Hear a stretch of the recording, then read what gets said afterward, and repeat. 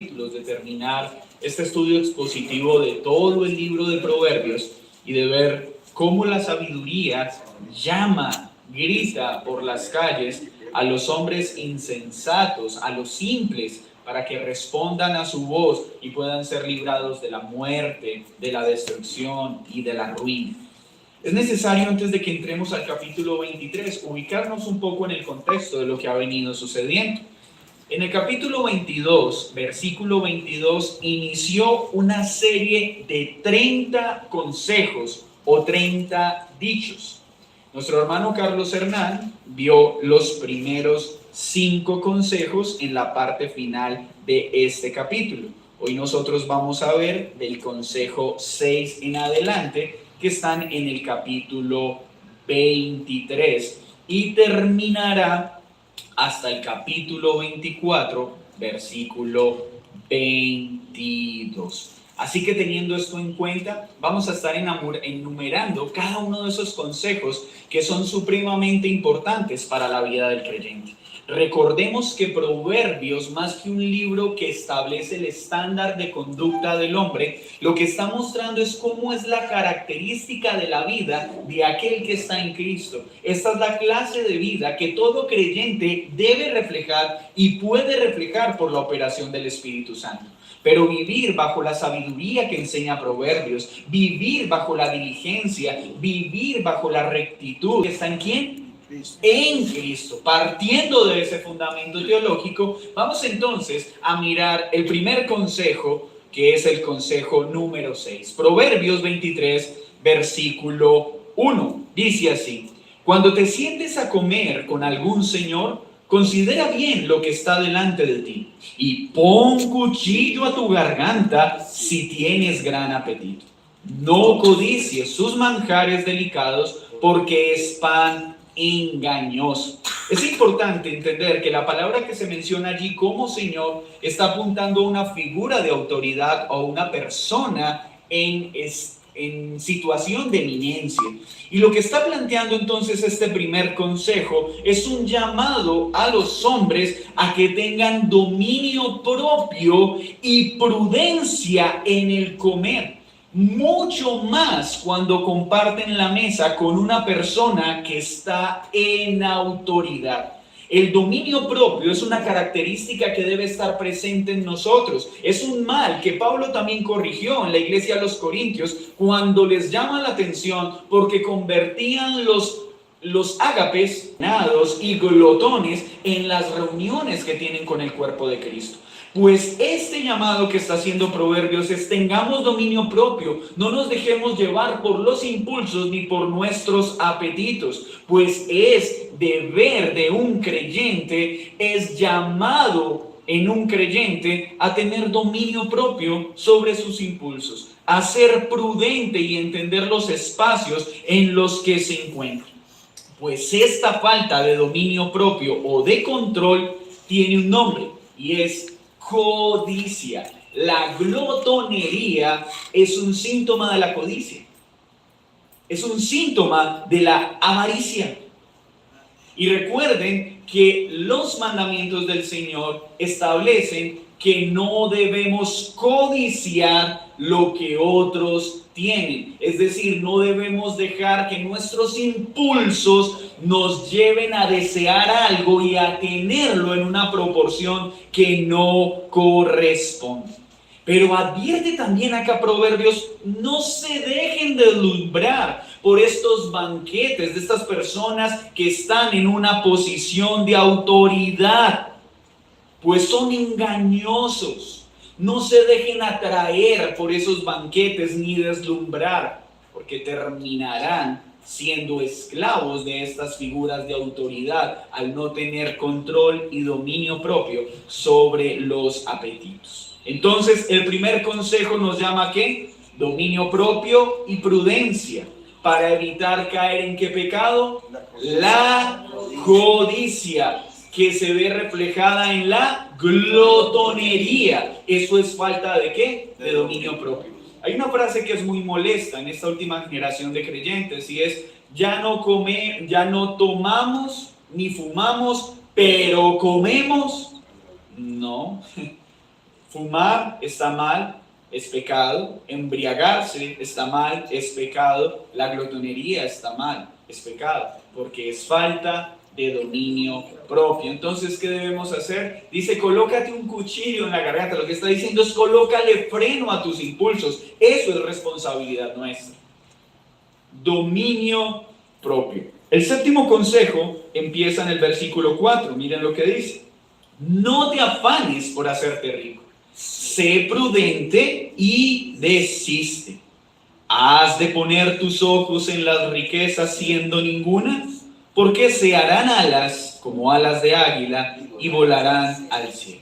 El séptimo consejo lo que está diciendo es, no permitas que la meta más importante de tu vida sea tener dinero. Ojo, tener riquezas no es pecado. Dios ha concedido a diferentes personas en medio de su pueblo gozar de riquezas para bien de sus propósitos, para la extensión de su reino, para que estos hermanos ayuden al hermano en necesidad, para que estos hermanos sean diligentes en la administración de los recursos. Así que ser rico no es pecado. Pecado es que las riquezas sean mi meta, sean el propósito de mi existencia, que cada día me levante solo pensando en hacer más dinero y tener más y más y más de lo que tengo. ¿Y cómo advierte Proverbios que nos cuidemos de eso? Dice, pues hermanos, no perdamos de vista que por mucho que atesoremos en esta tierra, así como hoy están las riquezas, mañana pueden desaparecer. Es como si tuvieran alas. Hoy están y mañana pueden salir volando. ¿Y esto qué dice? Entonces no trabajemos. No hagamos nada como sucedió también en un momento en la iglesia. Cristo viene pronto, ¿para qué trabajar si Él ya viene y que Él nos sustente? No, el que no trabaje, que no coma. Porque el que dice que es creyente y es negligente en el sustento de su vida y de su hogar, es un hipócrita. Ojo. Hay momentos en que un creyente puede quedarse sin trabajo, pasar en una situación difícil y no poder proveer para su hogar por una circunstancia, no por negligencia. Eso no es pecado. Pecado es cuando por negligencia y por irresponsabilidad no traigo alimento a mi casa. Y amparo eso, es que he dedicado estos últimos 5 años solo a la oración. No, eso es utilizar la fe para manipular. Entonces, no nos ocupemos de las riquezas como meta principal de nuestra vida.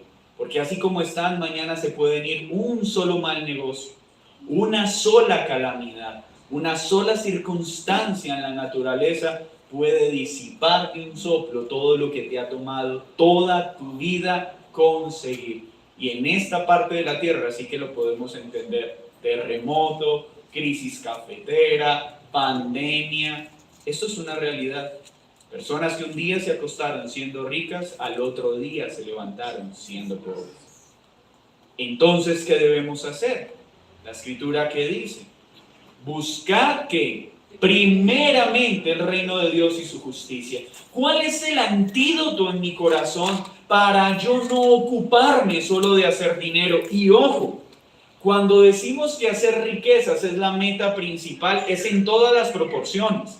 Una persona que tiene 1.000 millones en el banco puede lidiar con esto tanto como el que solo tiene 2.000 en su bolsillo. Los dos en proporciones diferentes pueden estar obsesionados solo en hacer dinero. ¿Qué debemos hacer? ¿Cómo nos cuidamos? Que nada de nuestras actividades administrativas en lo que Dios nos ha entregado nos aleje de lo más importante, de que Cristo sea nuestra mayor motivación, de que las cosas eternas sean nuestra prioridad. Entonces, ¿podemos trabajar para hacer riquezas? Sí, pero que no sean el centro de nuestra existencia. Consejo número 8, versículo 6.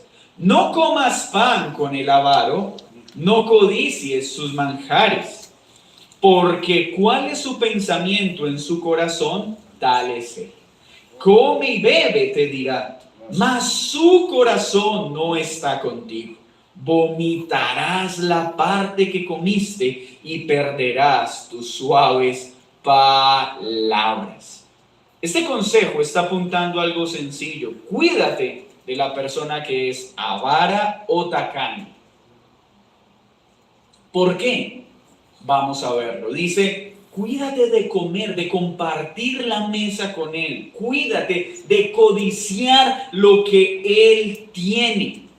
No dejes que sus posesiones te seduzcan y atraigan tu interés. ¿Por qué? Porque cuando una persona tacaña te invita a comer, no lo hace porque te aprecia. Escuchen esto. Cuando una persona que es tacaña te invita a comer o te da un presente, no lo hace porque le importemos. Lo hace porque está buscando obtener un beneficio con eso que está haciendo. Es porque necesita algo de ti y buscará la forma de cobrarte después el bien que le estás haciendo. Después te lo va a echar en cara o te lo va a cobrar con otro favor. Cuando te sientas a la mesa con el tacaño, el trozo de carne que te sirve en su mente está ocasionando lo siguiente: ay, ese era el pedazo de carne que me iba a comer mañana, pero bueno, vale la pena por el favor que esta persona me va a hacer. Así opera la mente del tacaño. Ay, tengo que llevarlo a hacer esta diligencia, cuánto combustible voy a gastar, pero bueno, vale la pena para después obtener un beneficio. El tacaño todo lo hace por un bien propio, porque solo está pensando en sí mismo y luego te cobrará ese favor. A tal punto que dice que terminarás vomitando. ¿Sabe qué quiere decir acá el escritor? Terminarás devolviendo con creces todo lo que hizo por ti. O sea, te sacará de una u otra forma el bien que te dio. Así que ese almuerzo va a salir más caro de lo que él pagó. Ese favor, ese servicio va a salir más caro del bien que te hizo en ese momento. Entonces, ¿qué dice? Cuídate del tacaño y no te dejes usar por él. Evita sentarte a la mesa con él, porque solo lo hará para querer usarte.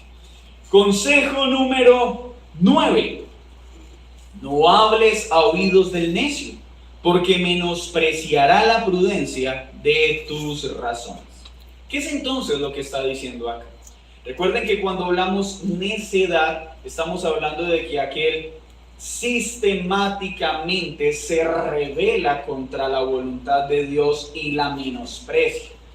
No quiere decir entonces que nunca debemos darle un consejo al necio.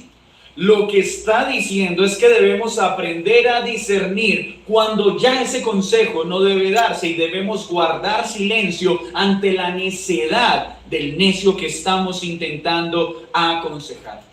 Pues llega un momento en que el necio ha tapado de tal forma sus oídos que lo único que produce nuestro consejo en él es que salgan burlas hacia nosotros y menosprecio hacia el consejo que le estamos entregando. No significa entonces que no le vuelvas a hablar, significa que no vuelvas a darle un consejo hasta que él te lo pida. Porque no hay peor consejo que el que se da cuando no nos lo están pidiendo. Así que hay momentos para hablarle al necio, pero hay momentos para callar. Y no hay decisión más sabia que volver a ofrecer un consejo al necio cuando él lo pide. De resto tenemos que aprender a callar, pues lo único que ganaremos serán burlas innecesarias. Por favor, no vaya a utilizar este pasaje para justificar el perdón que tenemos que tener una y otra vez contra nuestros hermanos que no son necios, pero a veces actúan con necedad.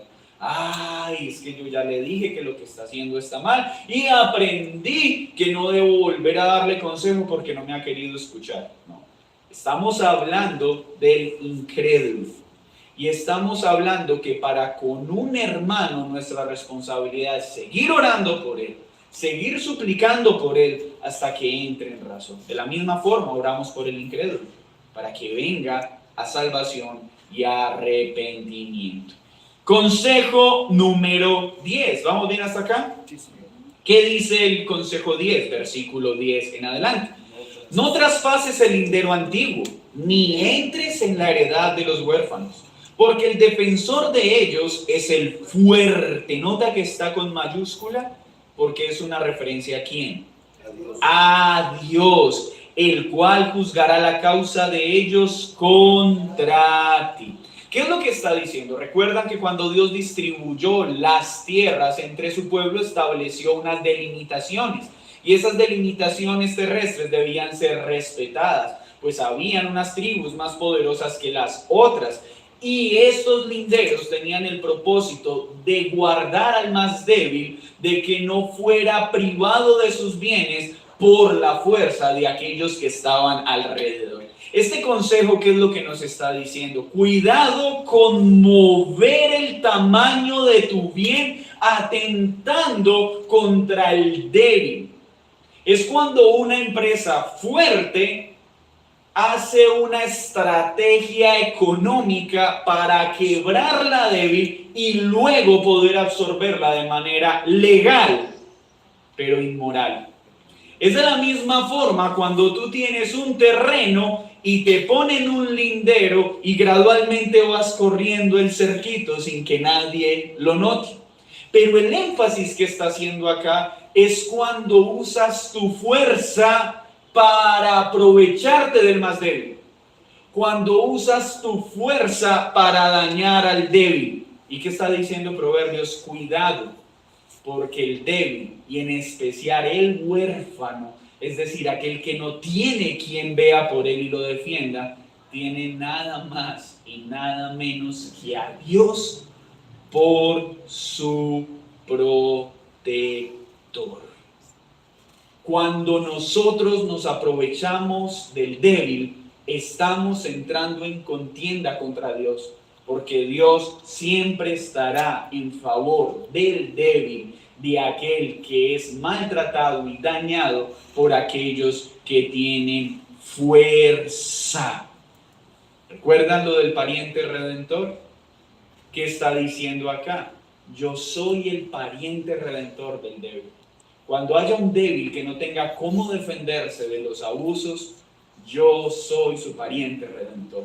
Yo soy quien lo defenderé de sus enemigos. Que el Señor nos guarde de utilizar nuestra fuerza para aprovecharnos del débil, para satisfacer nuestros deseos egoístas, de tomar algo que no nos pertenece, aún utilizando la ley para dañar al infractor. Tenemos que aprender a discernir que no todo lo legal es santo. Mucho cuidado, porque el holocausto estuvo respaldado por la legalidad. No todo lo legal es santo. Cuidado en la forma en que utilizamos nuestra fuerza.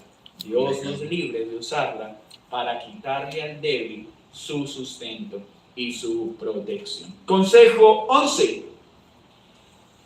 ¿Qué dice el consejo 11? Aplica tu corazón a la enseñanza y tus oídos a las palabras de sabiduría.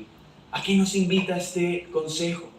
Invierte tu energía. Entonces, arriba dijo no en conseguir riquezas, sino que mi energía y mi vitalidad debe apuntar ¿a qué? En buscar la enseñanza de Dios, en pasar tiempo escuchando la instrucción de Dios, congregándome, edificándome, haciendo estudios en mi casa, escuchando prédicas, cambiando las novelas por lecturas bíblicas. No quiere decir que no podamos ver televisión. Lo que quiero decir es que tengamos en muy alta estima el buscar la enseñanza, en usar nuestro oído para buscar consejos sabios. Ese es el consejo presentado acá. Consejo número 12. No rehúses corregir al muchacho, porque si lo castigas con vara no morirá. Lo castigarás con vara y librarás su alma del Seol. Este consejo aquí apunta la importancia de la disciplina. Hermanos, Dios diseñó la disciplina, Él la estableció y ha dado a las autoridades la responsabilidad de administrar. Este mandato en primera instancia se refiere a los padres y al deber que tenemos de disciplinar a nuestros hijos.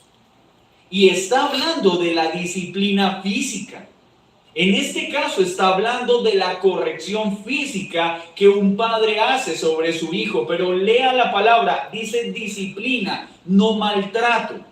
Dice que la corrección física entonces sobre nuestros hijos es lícita y debe ser dolorosa, porque entonces no es disciplina. Pero una cosa es que sea dolorosa y otra cosa es que esté acompañada del maltrato. ¿Y qué es el maltrato? Cuando disciplino enceguecido por la ira, cuando sin enseñar, sin instruir el corazón de mi hijo, simplemente saco un azote, le doy el azote, pero sin pastorear su corazón y sin mostrarle el pecado que ha cometido. La disciplina que Dios enseña tiene una repercusión física que está acompañada en instrucción al corazón. Disciplina física sin instrucción al corazón no es disciplina.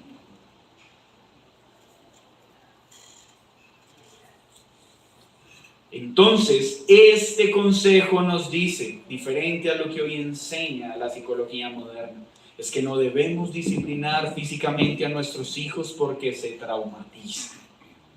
Sí, no debemos maltratar a nuestros hijos porque los dañamos. Pero una cosa es el maltrato y otra cosa es la disciplina física bien ejercida y bien administrada, guiada por el amor y guiada por la instrucción. Porque cuando el padre no ejerce la autoridad, está siendo partícipe de su muerte. Está siendo cómplice de su muerte. Y está diciendo, padre, claro, la disciplina física duele, la corrección duele, pero tranquilo que no va a morir. ¿No es lo que enseñaban bien los abuelos? Yo sé que ahora le duele, pero cuando sea grande me va a entender por qué lo hago. Claro que en su momento la disciplina es desagradable y es molesta, pero la disciplina administrada a la luz de la Escritura trae vida, restringe la muerte. Pero cuando los padres no disciplinan desde temprana edad adecuadamente, si no administran la disciplina como Dios lo enseña, está siendo partícipe de la muerte, de la destrucción de aquel que dice amar. Hermanos, este principio también se extiende a las figuras de autoridad. Cuando tú estás en autoridad y no ejerces la autoridad adecuadamente, estás siendo partícipe de la destrucción de aquellas personas que están bajo tu cuidado. ¿Qué es que no debemos tocar a los hijos? No, claro que debemos tocarlos en el buen sentido de la palabra, amarlos, corregirlos, que sepan que el pecado tiene consecuencias. Consejo número 13. Hijo mío, versículo 15, si tu corazón fuere sabio, también a mí se me alegrará el corazón. Mis entrañas también se alegrarán cuando tus labios hablaren cosas rectas.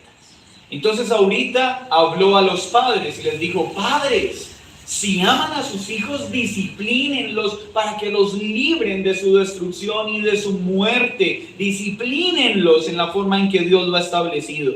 Pero ahora le dice a los hijos, hijos, ¿quieren mostrar amor a sus padres? Sean sabios. Actúen con rectitud. Esa es la mayor alegría que puede experimentar el corazón de un padre. Un padre puede sentirse alegre porque un hijo termina su carrera, recibe un reconocimiento, sobresale en un deporte, pero habrá verdadero gozo cuando los hijos abrazan la sabiduría y la rectitud. ¿Quieres mostrar amor a tus padres? abraza la sabiduría y la justicia.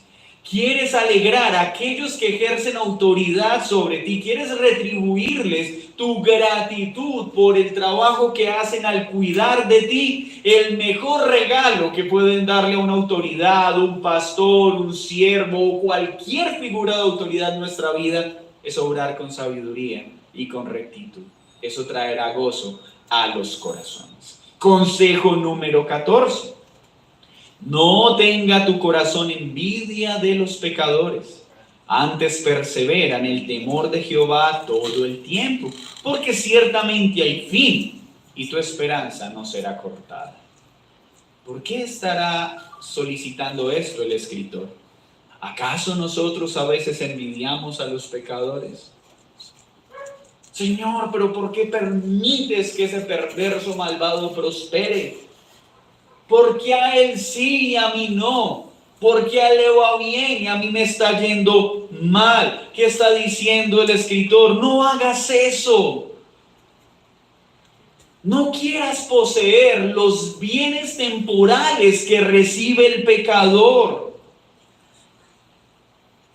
No anheles esos bienes temporales que el perverso obtiene.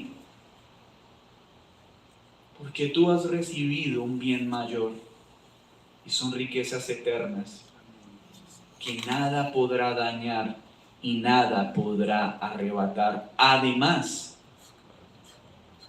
él no tiene esperanza. Todos los bienes del malvado, hay malvados con mucho dinero, hay malvados muy prósperos económicamente, pero todos esos bienes tienen fin. La riqueza espiritual que nosotros hemos recibido jamás se agota, porque es eterna, es imperecedera, es incontaminable, es inmarchitable. Así que cuando nosotros dejamos que nuestro corazón codicie los bienes temporales del malvado, es porque estamos menospreciando las riquezas que Dios nos ha dado en Cristo Jesús.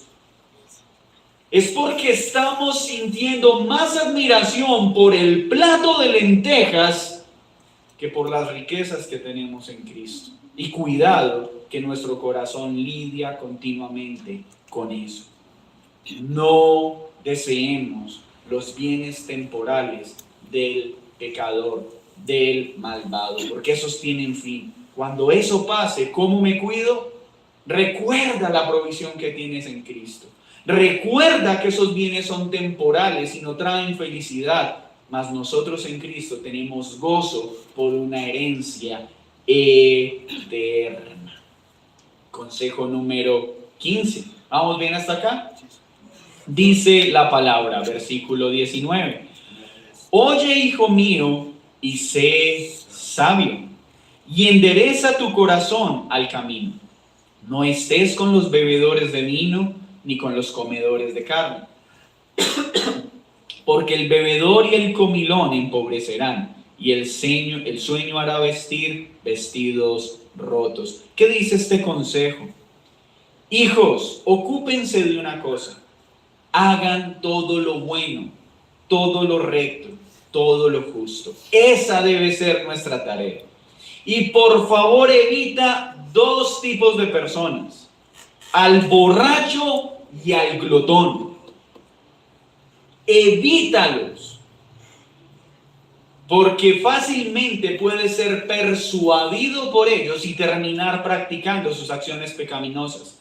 Toda persona que ha caído en una adicción, que ha caído bajo la esclavitud del alcoholismo, empezó bajo una amable reunión con alguien o con varias personas que consumían licor, y se acercó bajo el engaño de decir: yo lo puedo controlar, eso a mí no me gusta, yo sé que puedo estar con ellos sin necesidad de consumir lo que ellos consumen. Y bajo ese engaño y bajo esa mentira terminan emborrachándose y cayendo en glotonería. Es decir, siguiendo el ejemplo de aquellos que se dejan llevar por sus impulsos en lugar de hacer lo correcto. Cuando tú empiezas a pasar tiempo con personas que tienen algún tipo de adicción, tarde o temprano terminarás cediendo a esas ofertas pecaminosas. Y todo empezará con una pruebita.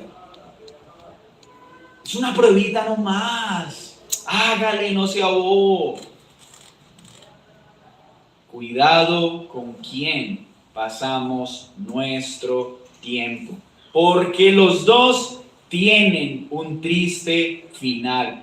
Ruina. Y no solo material, sino en todas las áreas.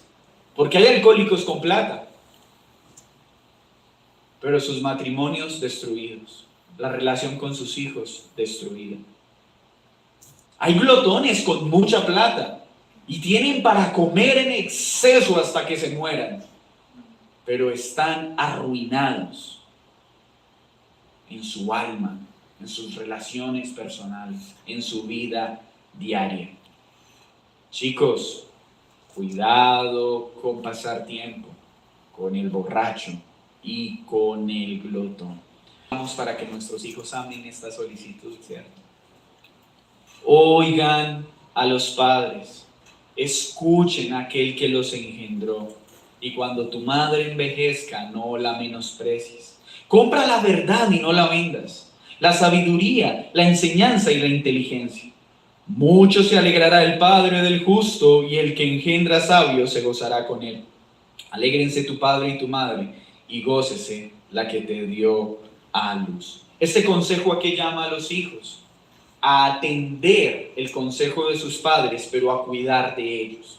Esto ya lo ha enseñado Proverbios en otros capítulos.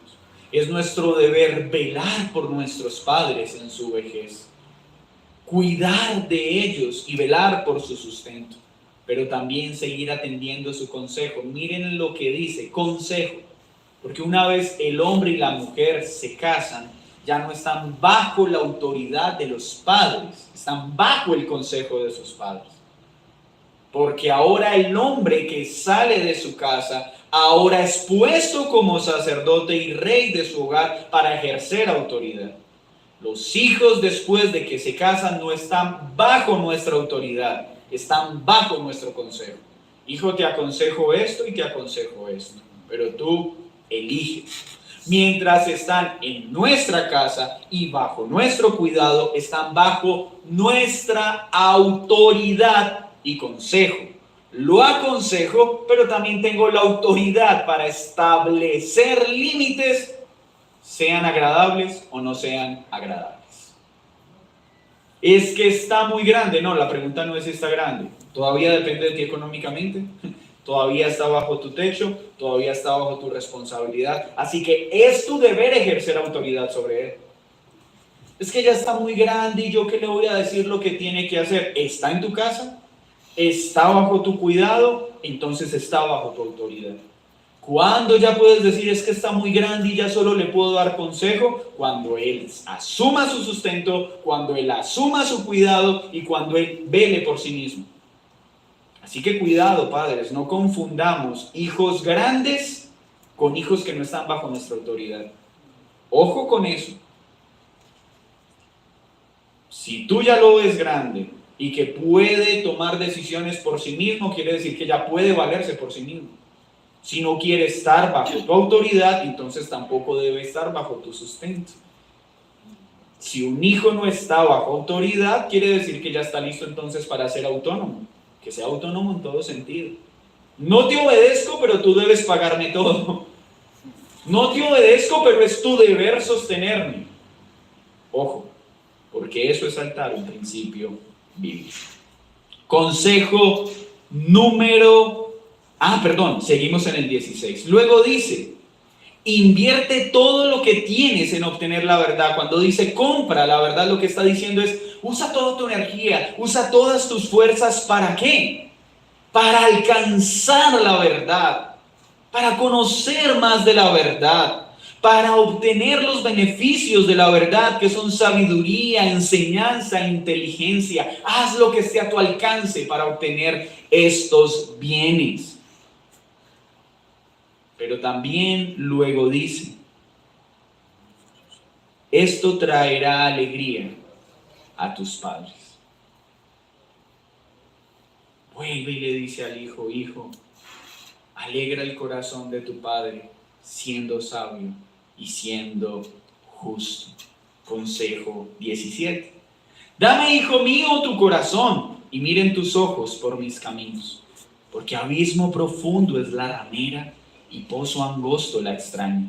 También ella como robador acecha y multiplica entre los hombres los prevaricadores. ¿A qué apunta este consejo? Este consejo 17 está llamando a que nos cuidemos de la infidelidad.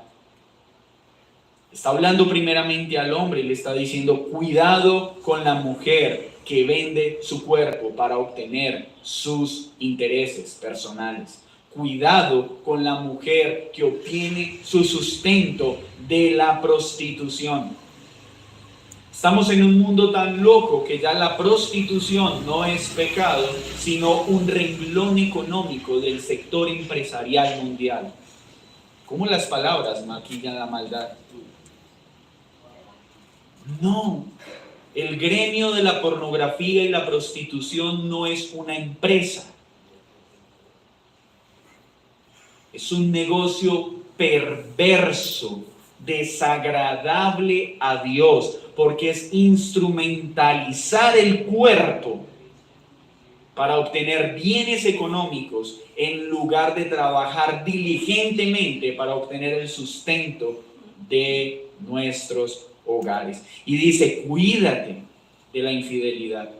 Cuídate de aquel que se acerca a ti para seducirte y llevarte a saltar a tu pacto matrimonial, porque es un abismo profundo. Miren lo que dice esta otra versión. No hay nada más angustioso que enredarse con la mujer infiel.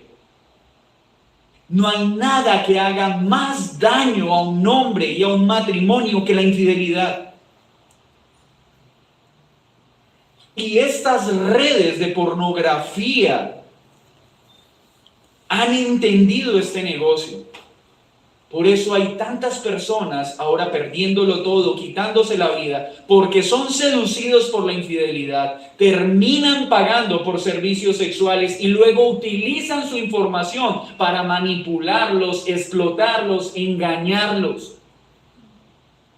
¿Y por qué pasa eso? Por no atender este consejo. Aléjate de todo aquel que utiliza su cuerpo, su belleza, sus palabras para seducir al casado. Mantente lejos del infiel, porque es astuto para enredarte, es astuto para seducirte y entrarás en un terreno de angustia. Una mujer que es capaz de entrometerse en un matrimonio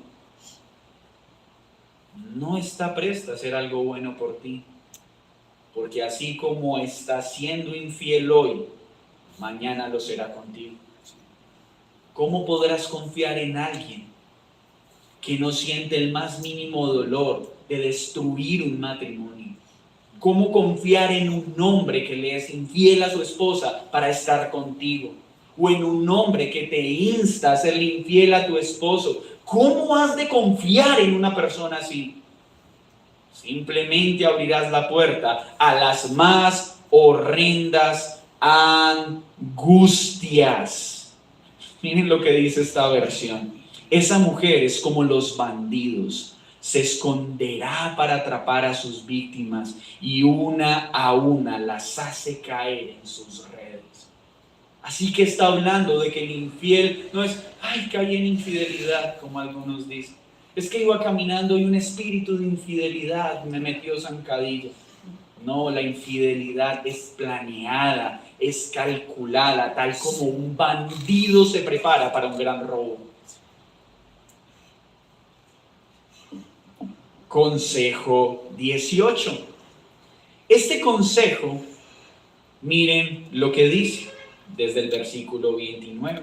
¿Para quién será el ay? ¿Para quién el dolor? ¿Para quién las rencillas? ¿Para quién las quejas? ¿Para quién las heridas en balde? ¿Para quién los moretones de los ojos? Para los que se detienen mucho en el vino, para los que van buscando la mistura. No mires al vino cuando rojea, cuando resplandece su color en la copa. Se entra suavemente, mas el fin como serpiente morderá y como áspid dará dolor.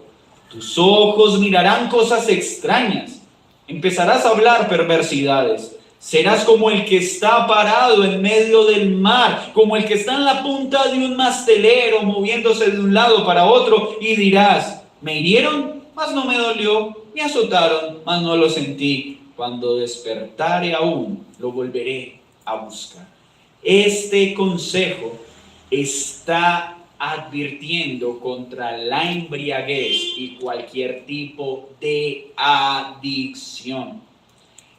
La borrachera, embriagarse, es pecado. ¿Es que es malo para la salud? Sí, pero lo grave no es que sea malo para la salud. Lo grave es que es pecado. Cualquier adicción, cualquier estímulo externo que utilice para producir placer es pecado. Así como un día el alcoholismo era pecado y luego se volvió en una bebida lícita, hoy quieren hacerlo con muchas sustancias alucinógenas que son pecado y ahora quieren convertirlas en un producto de la canasta familiar. Y porque la ley los vuelva en un producto de canasta familiar, no dejan de ser pecado. Entonces, este consejo apunta a cualquier elemento externo que quiera utilizar para nublar mi razón y perder la objetividad. Y en primera medida, entonces, está hablando: no te embriagues, porque sabes qué es lo que recibe el borracho, el que se deja atraer por las bebidas. Pero mire cómo lo seduce, mire cómo lo atrae. Cuando mires el vino que rojea, cuando veas el brillo en su copa, él entra como suavemente. Hermanos, todo el que ha caído en el alcoholismo y en cualquier adicción empezó con una suave pruebecilla, con un suave, delicado e inofensiva prueba.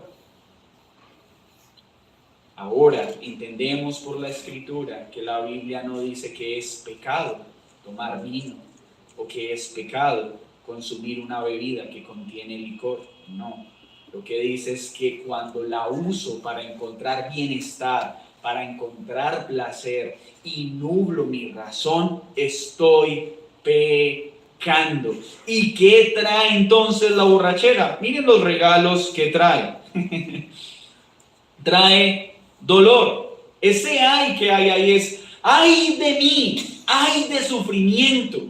Ese ay lo que está diciendo es: cuando tú cedes a embriagarte, no te extrañes que despiertes en un hospital, no extrañes que despiertes en una cárcel, no extrañes que despiertes y acabas de matar a alguien que amas. Ay de ti, que caes en las garras de una bebida embriagante que nubla tu razón. Esto solo traerá dolores, solo traerá rencillas, discusiones, problemas, quejas de tu esposa, quejas de tus hijos, quejas de tus amigos, quejas de tus jefes, porque todo empiezas a hacerlo mal para tratar de satisfacer tu adicción. Y como lo decía, llámese aquí embriaguez, pero llámese adicción al juego, llámese adicción a cualquier adicción hace que produzca estos males en tu corazón. Pues las personas que empiezan a ser adictas al juego, que empiezan a ser adictas a cualquier cosa, empiezan a quedarle mal a todo el mundo hasta perderlo todo.